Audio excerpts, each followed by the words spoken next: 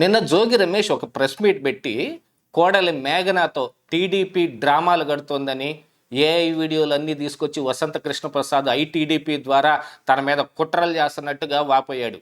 కాకపోతే ఈ రోజున మేఘన కూడా ఒక ప్రెస్ మీట్ పెట్టి జోగి మైండ్ బ్లాక్ అయిపోయే మరికొన్ని ఆధారాలు కూడా చెప్పింది. ఈ కంప్లైంట్ ఇచ్చినప్పుడు తాను ఇచ్చిన కేవలం 20% ఆధారాలే, ఇంకా ఫోరెన్సిక్ ఎవిడెన్సెస్తో సహా తన దగ్గర చాలా ఆధారాలు ఉన్నట్టుగాను, ఇప్పుడు మీడియాలో వస్తున్న కథనాలు ఏవి తప్పుడు కథనాలు కాదు అనటానికి కూడా ఆవిడ చాలా ఆధారాలు చూపించింది. దాంతో జోగి రమేష్ కానీ ఆయన కుటుంబం కానీ తలాడబెట్టుకోవాలో అర్థం కాని పరిస్థితులకు వెళ్ళిపోతే ఇప్పుడు జోగి రమేష్ ఇంకేం చేస్తాడు? ఇదంతా టీడీపీ కుట్ర అని వాళ్ళ మీద వేసేస్తే సరిపోద్దా? ఈ వీడియోలో చూద్దాం. ఏంటిటా కుండబద్దలు కొడతా అత్త. నమస్కారం, కుండబద్దల ప్రేక్షకులకి స్వాగతం. జోగి రాజీవ్ మేఘనాల విషయం రచ్చ అయిపోయింది మీడియాకి. చాలా మెయిన్ స్ట్రీమ్ మీడియాలో కావచ్చు, సోషల్ మీడియాలో కావచ్చు. జోగి రాజీవ్ అసలు బండారం మొత్తం బయట పెట్టేశారు. ఇదంతా అబద్ధం కాదు, కేవలం నిజమే అని చెప్పి ఈ రోజున మేఘన కూడా ఒక ప్రెస్ మీట్ పెట్టింది. అసలు ఆ అమ్మాయి ప్రెస్ మీట్ పెట్టడానికి గల మెయిన్ కారణం ఏంటంటే, ఇంట్లో కూర్చున్నవాడు కూర్చోకుండా బయటకు వచ్చి ఇదంతా మా మీద టీడీపీ ఆడుతున్న పెద్ద గేమ్ ప్లాన్ లాగా ఉంది, మా మీద కుట్రలు చేస్తున్నారు, వసంత కృష్ణప్రసాద్ కానీ తెలుగుదేశం పార్టీ ఐటీడీపీ ద్వారా ఏఐ వీడియోలు అన్నీ తీసుకొచ్చి వాటన్నిటిని ప్రచారం చేసి మా కుటుంబానికి హాని జరిగే విధంగా చూస్తున్నారు. మేఘనాని కోడల్లాగా కాదు, నేను కూతురులాగా చూశాను అని అంటే, ఈరోజు అదే కోడలు అంటే అదే కూతురు ఈ రోజున మళ్ళీ ప్రెస్ మీట్ పెట్టి జోగి బండారం మొత్తం బయట పెట్టింది. అసలు పెళ్ళైన 2 నెలలకే ఆవిడ డైవర్స్ అప్లై చేసేసి ఈ విషయాలు మొత్తం మీద కోర్టుకు వెళ్తానంటే కాళ్ళ వేళ్ళ పడి ఆపుకొని దాన్ని ఎలాగోలా సంవత్సరం గడిచేదాకా వాళ్ళు కూడా ప్రయత్నం చేసి దాన్ని నెట్టుకుంటూ తీసుకొచ్చి ఆ అమ్మాయిని 2-3 సార్లు హత్యా ప్రయత్నం కూడా ఆ అమ్మాయి మీద చేసి వాళ్ళు చివరికి ఎటు పాల్పోలేని పరిస్థితిలో ఈ రకంగా బయటపడ్డారు. యాక్చువల్గా జోగి రమేష్ ఏదైనా ఒక విషయాన్ని ఎత్తుకున్నాడంటే అది దాదాపుగా పెంట అవ్వాల్సిందే. అప్పటిదాకా ఆయనకు మనస్కరించదు.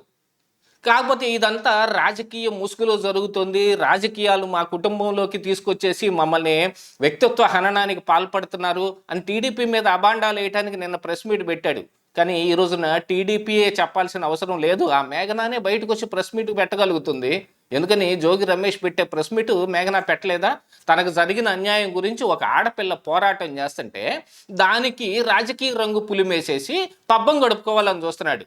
అసలు అద్దేపల్లి జనార్దన్ రావు తోటి కల్తీ లెక్కర్లో కుట్ర చేసి జోగి రమేష్ జైలుకి వెళ్తే అదేదో ఈ వైసీపీలో తాను ఉన్నందుకు గాను, తాను ఏదో గతంలో మంత్రి పదవి చేసినందుకు గాను తన మీద కుట్ర చేస్తున్నట్టుగా మాట్లాడుతూ ఉన్నాడు. అగ్రిగోల్డ్ భూముల విషయంలో సర్వే నెంబర్లు మార్చి వేరే భూమిని మరికొంతమందికి డబ్బులకి వాళ్ళకి అమ్మే ప్రయత్నం చేసిన దాంట్లో కూడా జోగి రాజీవ్ని కూడా అరెస్ట్ చేశారు.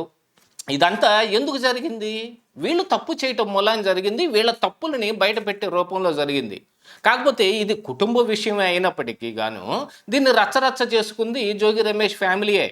ఎందుకంటే ఇప్పుడు బయటకు వస్తున్న వీడియోలు ఏఐ వీడియోలని ఏదైతే జోగి రమేష్ చెబుతున్నాడో దాన్ని ఖచ్చితంగా ఫోరెన్సిక్ పద్ధతుల్లో పరీక్ష చేసుకుంటానికి కూడా నేను ఇస్తాను, నా దగ్గర ఫుల్ ఎవిడెన్సెస్ ఉన్నాయి, రికార్డు చేసిన ఈ ఎలక్ట్రానిక్ డివైజులతో సహా నేను ఇస్తాను, వీటన్నిటిని నాశనం చేసే ప్రయత్నం కూడా గతంలో వీళ్ళు చేశారు. కానీ నేను దాన్ని చాలా జాగ్రత్తగా దాచిపెట్టాను. ప్రస్తుతం ఈ కంప్లైంట్కి కావాల్సిన ఆధారాలు ఏవైతే ఉన్నాయో అవన్నీ నేను ఇచ్చినవే. ఆ ఇచ్చిన వాటినే ఇప్పుడు కేవలం మీడియాలో బయటకు ప్రచురించడం అయినవి, బాహ్య ప్రపంచానికి తెలిసినవి. కానీ బయటకు తెలియని నా దగ్గర 100 రకాల ఎవిడెన్సెస్ వేరే ఉన్నాయి అని చెబితే జోగి ఫ్యామిలీకి ఫిలమెంట్లు కొట్టేసింది. యాక్చువల్గా ఇందులో జోగి రమేష్ మరి జోగి శకుంతల ఆడిన ఒక డ్రామా కానీ మతపరమైన వ్యవహారాలు కూడా బయటకు వచ్చాయి. వాటిని కూడా మరి మేఘన తన ఎఫ్ఐఆర్ కాపీలో తను ఇచ్చిన కంప్లైంట్లో వాటిని మెన్షన్ చేసింది కాబట్టే మాట్లాడారు. ఇప్పుడు ఏంటి జోగి రమేష్ ఫ్యామిలీ క్రైస్తవ మతాచారాలు పాటించే ఫ్యామిలీనా, హిందూ ఫ్యామిలీనా అనేది కూడా తెలుసుకోవాలి.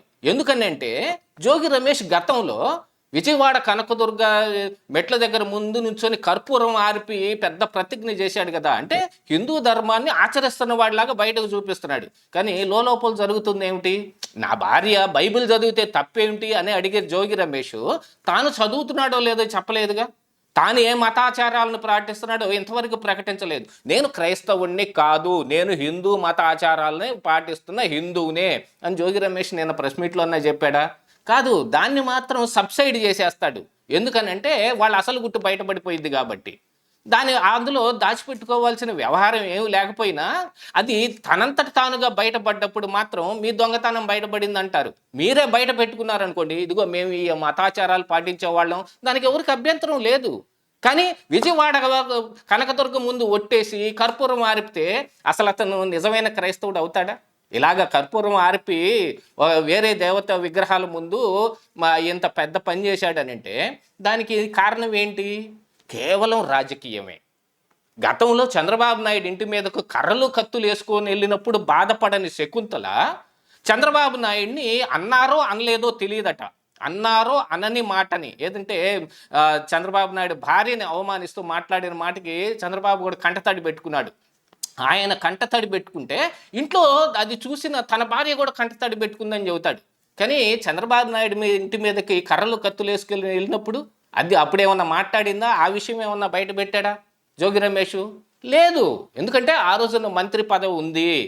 దాదాపుగా ఈ జోగి రమేష్ లాంటి వాళ్ళందరూ చేసిన విస్తృత ప్రయత్నాలన్నీ అప్పటికప్పుడు వాళ్ళకి కొంచెం బెనిఫిషియర్గా ఉండొచ్చు. మరి జగన్మోహన్ రెడ్డి కళ్ళల్లో వాళ్ళు బాగా గట్టిగా పడవచ్చు. వాళ్ళకి లబ్ధి చేకూరే విధంగా జగన్మోహన్ రెడ్డి కూడా వ్యవహరించవచ్చు. అలాంటి చిన్న చితక లబ్ధుల కోసం ఆయన ఈ రోజున ఇంత పని చేసి పెట్టుకున్నాడు. వల్లభనేని వంశీది కానీ లేకపోతే కొడాలి నానిది కానీ ఈ జోగి రమేష్ది కానీ వీళ్ళ క్యారెక్టరైజేషన్ వీళ్ళు మాట్లాడే మాటలను బట్టి బయటకు తెలియటం లేదా? ఇలా ప్రవర్తించారు అని ఎవరైనా చెప్పారంటే అది నిజమే అని నమ్మటానికి 99% మంది రెడీగా ఉంటారు. ఎందుకంటే వాళ్ళ వ్యవహార శైలి అలాంటిది.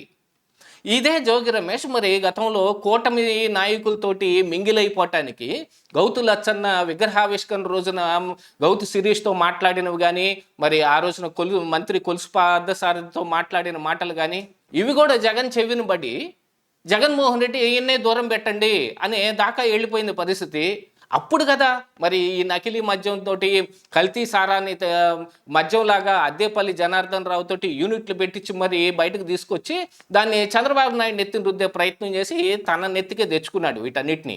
జోగి రమేష్ కుట్రలో మొత్తం వరుసగా ఆయన చేసిన పనులన్నీ చూసుకుంటా వస్తుంటే మరి దీనికి నిజంగా ఈ కోడలకి అన్యాయం చేశాడు అనటంలో ఆశ్చర్యం ఏమన్నా కనిపిస్తూ ఉంటుందా? కాకపోతే జోగి రమేష్ మీద కానీ జోగి రాజీవ్ మీద కానీ మేఘన ఈరోజు చేస్తున్న ఆ ఆరోపణలు కేవలం ఆరోపణలే కాదు, నిజమైన నిజాలు అని ప్రూవ్ చేయడానికి తన దగ్గర ఫుల్ ఎవిడెన్సెస్ ఉన్నాయని. కానీ జోగి రమేష్ ఇక మీదట నోరు మూసుకొని కూర్చోకపోతే గనక వాటన్నిటిని కూడా బయట పెడతానని ఎవరు ఈ రోజున సీరియస్గా వార్నింగ్ ఇచ్చింది. మరి కుటుంబంలో నడవాల్సిన ఈ కథ ఇలాగా రచ్చకెక్కి ఇంకా ఎంత పెద్ద రచ్చ అవుద్దో ఎవరికీ తెలియదు.